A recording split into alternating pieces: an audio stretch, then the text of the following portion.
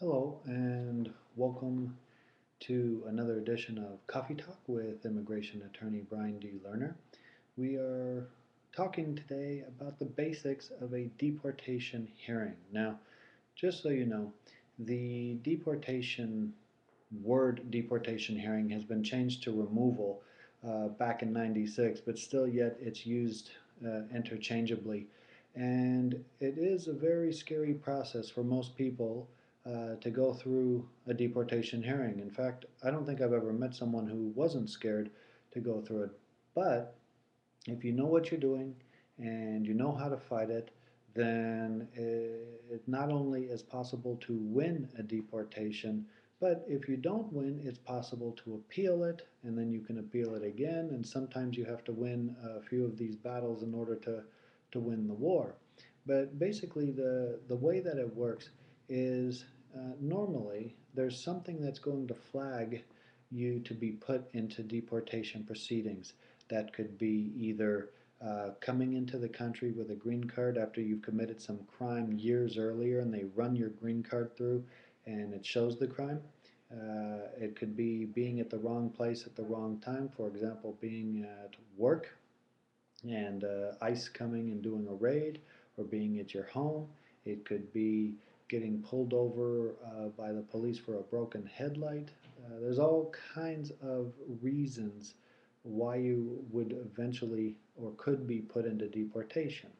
Then what will happen is there'll be what's called a master calendar.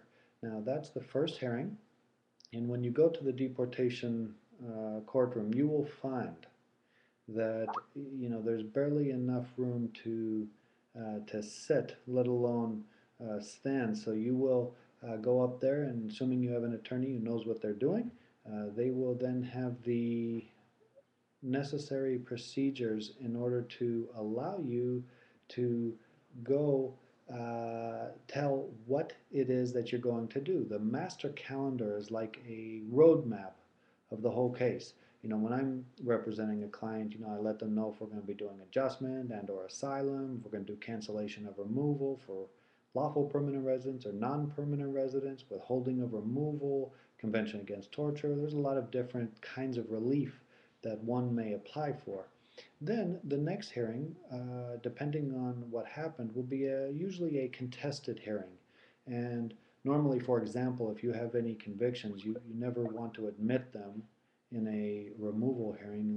Let the government do their job and prove it. So the next hearing will be for the government to bring all the documents and all the proof to show that you actually have the convictions. I've had a couple of these types of cases terminated because the government was unable to successfully prove the convictions.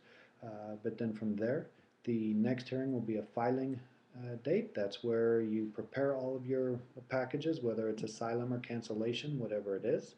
And then after that, usually will be a merits hearing, and that's essentially the trial.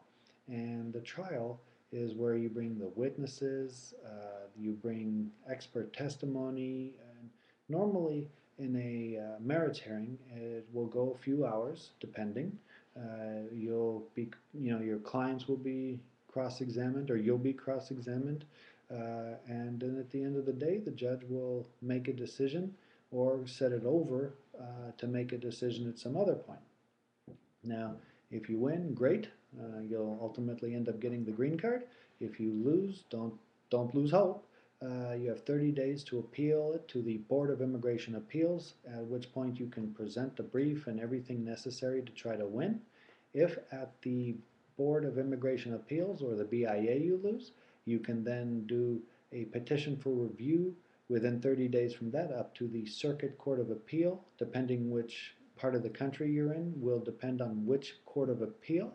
And then just so you know, if you lose that, you can do a petition for rehearing en banc for all of the judges sitting in that circuit to hear it.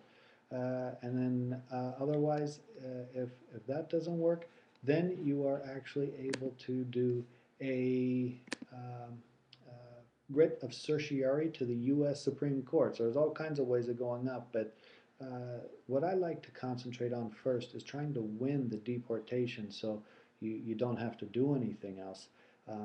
Don't sign anything, no matter what they tell you if you're in detention, because I've heard so many stories about items that were not true.